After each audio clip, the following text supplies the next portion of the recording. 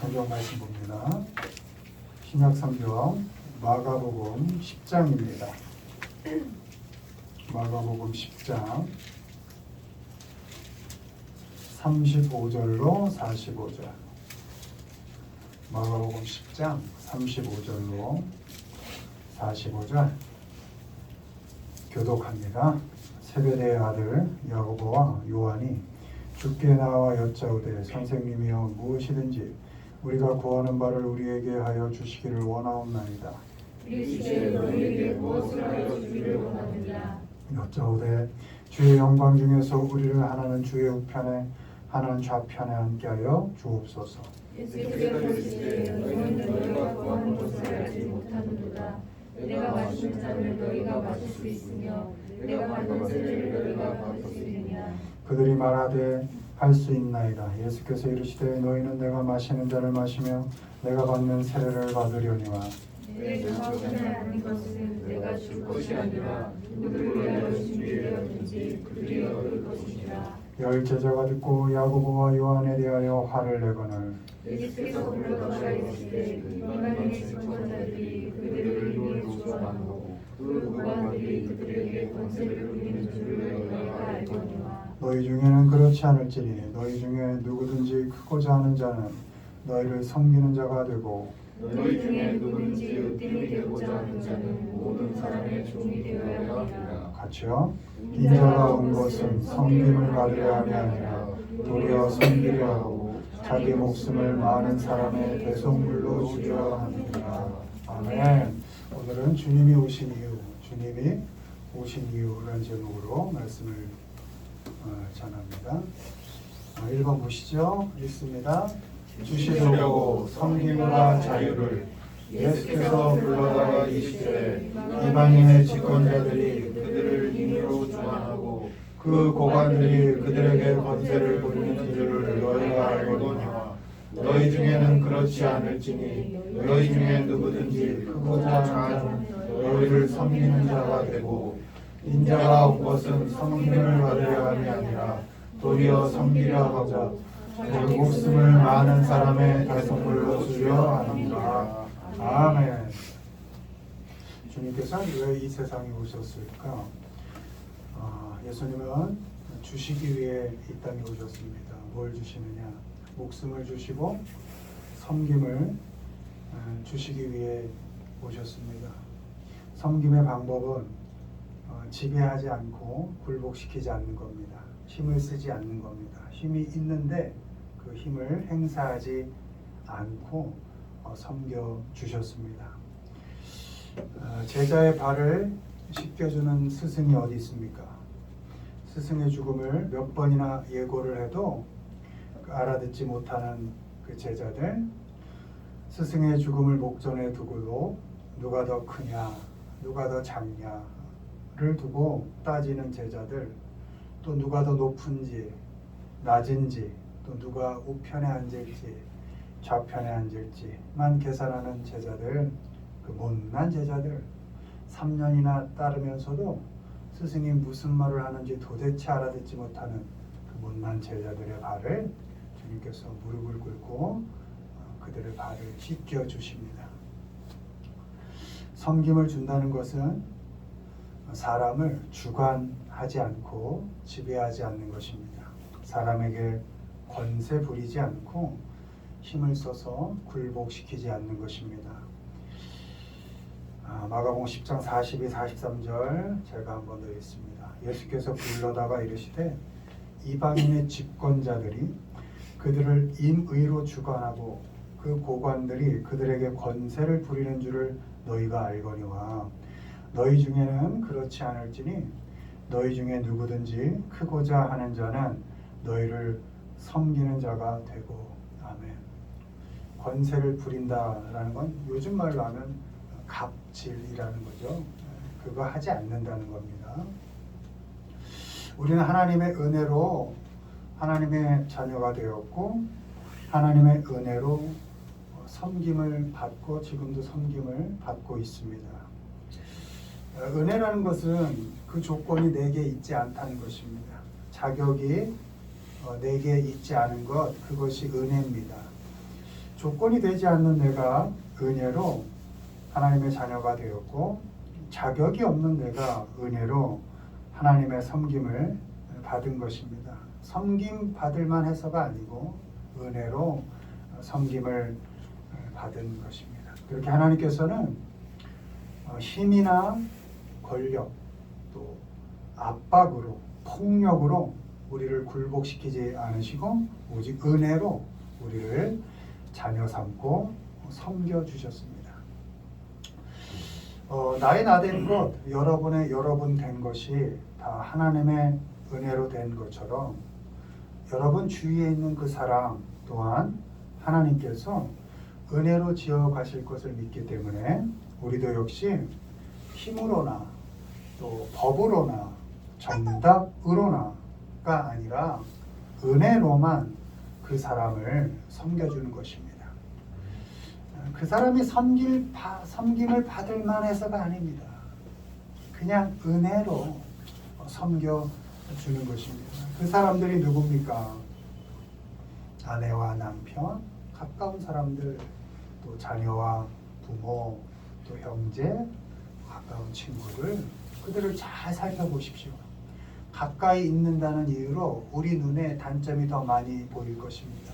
그러다 보면 섬길 만한 거리가 잘 보이지 않을 겁니다. 그럴 때 은혜가 나오는 겁니다. 은혜는 뭐라고요? 자격을 매기지 않는다는 것이거든요. 이렇기 때문에가 아니라 그저 주는 것이 은혜거든요. 우리가 그렇게 섬김을 받았기 때문에, 가까이 있는다는 이유 때문에 너무나도 단점을 감출 수 없는 그런 위치에 있는 그 사람들, 숨길 수도 없고 어떻게 한 척도 할 수 없는 그 가까이 있는 사람들 그저 은혜로 값없이 섬겨 주어야 하는 것입니다. 어디까지 섬겨줘야 합니까? 예수님께서는 우리에게 목숨을 주시기까지 섬겨주셨습니다. 몸값을 치러서 우리의 죄를 용서해 주시기까지 섬겨주셨습니다. 섬김은 목숨 걸고 하는 겁니다. 변하지 않는 그 남편, 그 아내를 목숨을 걸고 섬겨주는 겁니다. 아내 몸 바쳐 섬겨주리라. 제멋대로인 그 아들과 딸을 숨이 턱턱 막힐 때까지 참고 섬겨주는 겁니다. 또 고집이 점점 견고해져 가는 그 부모님들을 이러다 숨 막히지, 가슴 답답해지지 할 때까지 견디면서 잘 섬겨주는 겁니다. 그 사람의 못난 부분, 죄된 부분을 드러내서 정죄하지 않는 겁니다. 혹시 보이더라도 내가 대신 아파하고, 혹시 보이더라도 내가 대신 감당하고, 그 죄 때문에 아픈 그 아픔을 내가 대신 치러주는 것, 그것이 진정한 섬김입니다. 죄를 용서해주고 그가 자유할 때까지 섬겨주는 것, 그것이 주님께서 우리에게 모범으로 보여주신 섬김입니다. 주님께서 우리의 죄를 목숨을 대속물로 줄여서 우리의 엉켜있던 그 죄를 끊어주시고 우리에게 자유를 주지 않으셨습니까? 우리에게 목숨을 주시기까지 섬겨주신 그 예수님을 닮아간다는 것은 대신 아파하는 것을 훈련하는 겁니다. 사람에게 힘쓰지 않고 지배하지 않는 것 훈련하는 겁니다. 여러분, 사람은 생긴 대로 살게 돼 있습니다. 부모님께로 DNA를 물려받았잖아요. 지식과 성격, 이거 변하지 않습니다. 신앙인도 이건 변하기 어려워요. 다만 신앙생활 하면서 그 사회성이 변하는 겁니다. 사람을 겪어가면서 말씀대로 믿음을 흘려가면서 그 사람의 됨됨이가 바뀌어가는 것, 그게 변하는 거지 성격이나 기질은 물려받는 건데 뭐 DNA가 어떻게 바뀌겠습니까? 근데 잘 안 되지만 그건 그대로 두고 나의 신앙인으로의 삶의 자세라든지 또 믿음을 삶으로 증명해내는 그런 삶의 자세라든지 그런 건 훈련을 통해서 할 수 있는 겁니다. 성격 그대로, 베드로는 베드로 그대로 그러나 신앙을 훈련함으로 신앙인답게 살아가는 겁니다. 그래서 신앙인들에겐 훈련이 필요합니다. 사람에게 힘쓰지 않는 훈련, 누굴 지배하고 압박하는 훈련, 갑질하는 거, 그거 하지 않는 훈련 해야 되는 겁니다. 더 나아가 주위 사람들의 죄의 값을 대신 치러주고 용서해주고 그들에게 자유를 주는 훈련, 거기까지 해야 하는 것입니다. 그런 훈련은 말씀 앞에서 매일 하는 것입니다. 오늘 안 되면 내일 또 해야지 어떡하겠습니까? 포기할 수 없죠.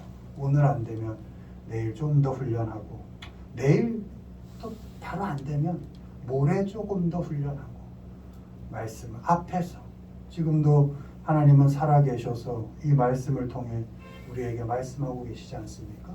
하나님과 대화하면서 하나님 이런 게 잘 안 됩니다 하고 내려놓고 조금씩 훈련해 가는 것, 포기하지 않고 그렇게 섬김을 훈련해 가는 것입니다. 그런 훈련의 과정을 통해서 우린 조금씩 하나님께로 자라가고 성장해 갈 수 있는 것입니다.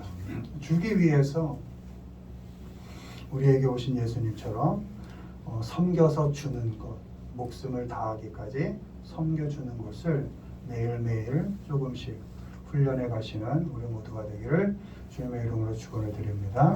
두 번째, 예수님 왜 오셨을까요? 읽습니다. 찾으려고 잃어버린 자를. 바리새인과 서기관들이 수군거려 이르되 이 사람이 죄인을 영접하고 음식을 같이 먹는다 하더라. 어떤 여자가 10 드라크마가 있는데 한 알 잃으면 등불을 켜고 집을 쓸며 찾아내기까지 부지런히 찾지 아니하겠느냐. 인자가 온 것은 잃어버린 자를 찾아 구원하려 함이니라. 아멘. 성탄절, 예수님은 왜 이 땅에 오셨을까? 찾으려고 오셨습니다. 잃어버린 사람 찾으려고 오셨습니다. 잃어버린 사람은 누가복음에서 죄인 취급받는 사람입니다. 수군거림의 대상이 되는 사람, 이 말씀의 주인공 삭개오 같은 사람입니다. 하필이면 주님은 왜 세리와 같은 죄인들과 어울리셨을까? 세리가 누굽니까? 로마 정권의 하수인이고 동족의 피를 빨아먹는 유대인들에게는 죄인 중에 죄인이고 상종해서는 안 되는 사람이 세리였습니다. 삭개오가 그 세리들 중에 장이었습니다. 주님은 따르는 사람들이 많았습니다. 그래서 그 유명세를 이용해서 좀 급이 되는 사람들과 어울릴 수 있으셨습니다. 그리고 권력이 있는 사람들과 어울리고 또 힘께나 쓰는 사람들과 어울리면서 또 말빨이 좀 먹히는 사람들과 함께하면서 그들을 복음 전파에 이렇게 쓸모 있게 쓸 수 있는 것 아닙니까? 그렇게 이용 가치가 있는 사람들과 어울리면 좋았겠지만 주님은 그렇게 하지 않으셨다는 것입니다. 오히려 죄인 취급받는 세리와 같은 사람들과 어울리고 그들을 영접했다는 건 웰컴이라는 겁니다. 그들을 환영해 줬다는 것입니다. 말씀 한 번 더 있습니다. 누가복음 15장 2절 19장 7절. 바리새인과 서기관들이 수군거려 이르되 이 사람이 죄인을 영접하고 음식을 같이 먹는다 하더라.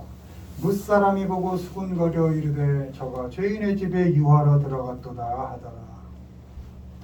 예수님은 잃어버린 사람을 찾으려고 오셨고 그들과 함께 하셨습니다. 죄인 취급받는 사람들 찾아가셨고 함께 하셨습니다. 죄인을 영접했다는 이유로 그들과 친구하여 어울렸다는 이유로 오히려 예수님은 수군거림의 대상이 되셨습니다. 죄인 되었던 우리가 하나님의 은혜로 구원을 받았다면 또 구원받은 자로서의 책임을 다하고자 한다면 우리도 역시 사람을 잘 찾아 나서야 합니다. 삭개오 같은 사람입니다. 돈이 많아 부족할 것 없지만 영혼이 메마른 사람들 많이 있습니다. 찾아 나서야 합니다. 또 죄인 취급받으며 손가락질 당하는 사람들, 죄인이 죄인 취급하거든요. 본인이 죄인인 걸 모르며 다른 사람을 죄인 취급하거든요. 그런 사람 찾아 나서야 합니다. 그들에게 찾아가서 예수님을 소개하고 구원의 복음, 은혜를 들려주어야 합니다. 세상은 쓸모 있음으로 사람을 평가하고 필요에 따라 사람을 가려서 만납니다. 그 현실입니다. 그러나 예수님을 닮아가는 우리는 그 와중에도 그 어떤 사람도 그 사람 자체 그대로를 소중히 여기는 훈련을 해야 합니다. 자식이 빵점 받아왔다고 죽이는 부모는 없죠. 자식은 왜 사랑합니까? 왜 아낍니까? 그냥 자식이니까 그렇죠. 뭘 해서 내가 아끼고 사랑하지 않죠. 그대로를 사랑해 주는 거죠. 사람을 그렇게 봐야 한다는 겁니다. 돈 중요하죠. 여러분 열심히 일해야 됩니다. 좋은 평가 받아야 되고 사실 쓸모 있어야죠. 세상에서. 그래야 그 값을 받죠. 내가 일하는 값을 많이 버세요. 그러나 중요한 건 자본주의 사회에 살지만 그렇다고 그 돈보다 사람이 못하다? 이런 생각을 해서는 안 된다는 겁니다. 천하보다 귀한 게 영혼 아닙니까? 돈 귀하죠. 열심히 보세요. 그러나 그 돈 사람 위에 쓰라고 있는 것 아닙니까? 아, 사람보단 이게 귀한 건 아니구나. 소중하지만 사람보다 귀한 건 아니구나. 이것 하나는 갖고 사시자는 거예요. 어차피 자본주의 사회를 사는데. 그래서 사람 그대로를 좀 소중히 여기는 훈련을 해야 한다는 겁니다. 죄인 취급받는 사람, 그 사람, 또 욕먹고 있는 사람, 비판당하고 정죄당하는 그 사람, 어쩌면 정말 얼굴 들고 다니지 못하는 그 사람 찾아가서 함께 밥도 좀 사주고 차도 마시면서 하나님의 은혜와 사랑을 나누는 겁니다. 내게 유익되는 사람 만나야겠죠. 만나서 같이 밥도 먹고 정보도 얻고 서로 뭔가 윈윈하는 것도 해야 되겠지만 그 중에 한 2할 정도는 떼어서 그래도 나보다 좀 나의 도움이 필요한 사람, 그리고 내가 뭔가 은혜를 나눌 수 있는 사람 좀 찾아보시라는 거예요. 10이면 10을 다 나에게 이용가치 있는 사람만 쫓아다니지 말고 나도 한 2할 정도는 누군가에게 좀 이렇게 베풀 수 있는 기회를 만들어 보자. 이런 마음으로 사시자는 거죠. 내게 필요가 되어주지 못하고 쓸모있는 사람이 아니어도 오히려 내가 그 사람과 어울려서 그 사람 때문에 손가락질 당하고 욕을 먹어도 같이 욕을 좀 먹어주는 겁니다. 예수님처럼. 예수님이 수군거림의 대상이 되셨고 손가락질 당하지 않으셨습니까? 예수님은 십자가에조차도 이렇게 달리셨는데 그 죄의 용서를 받고 있는 사람들이 욕을 했으니까 그 수모를 받고 계신 거예요. 그 죄를 감당하고 십자가를 지고 계시는데 밑에서 비아냥거리고 있는 거죠. 야, 내려와봐. 근데 그의 죄를 담당하고 지금 계신 거거든요. 그 비아냥을 감당하시는 거예요, 예수님은. 그게 십자가죠.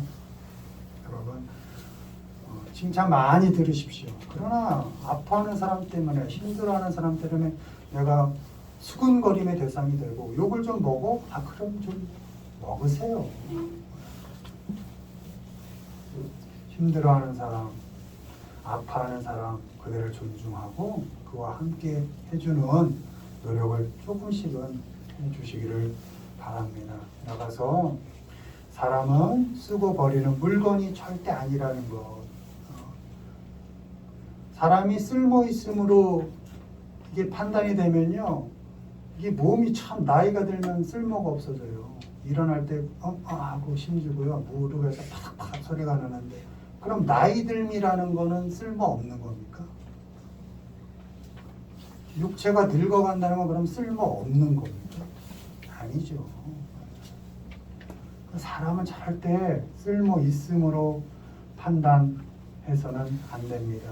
우리가 쓸모 있어서 하나님의 사랑을 받고 있습니까? 아니죠. 언제 우리가 하나님께 한 번이라도 쓸모가 있었던 적이 있나요? 오히려 우리가 연약할 때, 죄인이었을 때, 하나님께 원수 되었을 때, 그때 하나님께서 먼저 우리를 택하시고 먼저 찾아오시고 먼저 사랑을 주셔서 우리를 자녀 삼아 주셨죠. 누가복음 15장 8절. 어떤 여자가 10 드라크마가 있는데 하나를 잃으면 등불을 켜고 집을 쓸며 찾아내기까지 부지런히 찾지 아니하겠느냐. 아멘. 이제 여러분, 하나님께 받은 사랑을 부지런히 흘려 보내야 합니다. 잃어버린 사람을 찾아 나서는 겁니다. 열심히 찾아 나서는 겁니다. 세상에서 버림받아 마음 둘 곳 없는 사람, 쓸모없는 사람으로 여겨져서 지쳐있는 사람들, 주의를 기울여서 찾아 나서야 합니다. 이 일에만 아예 올인하여 사명으로 사는 사람들도 있어요. 그러나 우리 일반적인 성도들은 그렇게 부름을 받으신 건 아니니까 제가 계산해 볼 땐 2할 정도면 된 것 같아요. 8할 정도는 충분히 여러분의 삶을 이렇게 멋있게 여러 사람 이렇게 좀 도움이 되는 사람 만나는 거 괜찮은 것 같아요. 그러나 2할 정도. 왜 2할이냐 하면 하나님께 드리는 11조, 사람에게 드리는 11조 이렇게 빼면 한 100 중에 20% 정도거든요. 그 정도는 내가 좀 다른 사람 찾는 데 써도 되겠다. 그래도 여러분 삶 윤택하게 사는데 부족함 없다. 이런 계산이 나오거든요.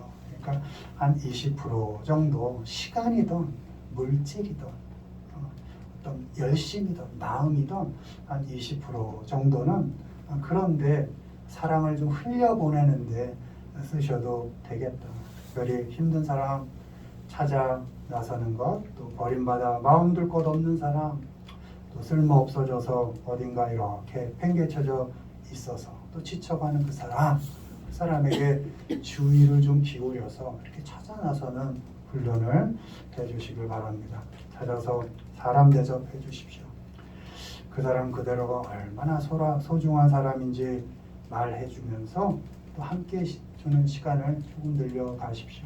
하나님이 그 사람 그대로를 얼마나 사랑하고 있는지 말해줘서 그래 한번 일어나자, 해보자, 괜찮다, 우리 한번 살아보자 이렇게 말해주시길 바랍니다.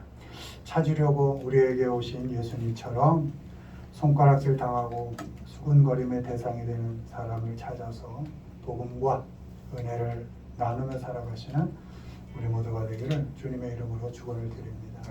말씀 맺습니다. 예수님은 죄인인 사람 섬겨서 용서해주고 자유를 주시려고 오셨습니다.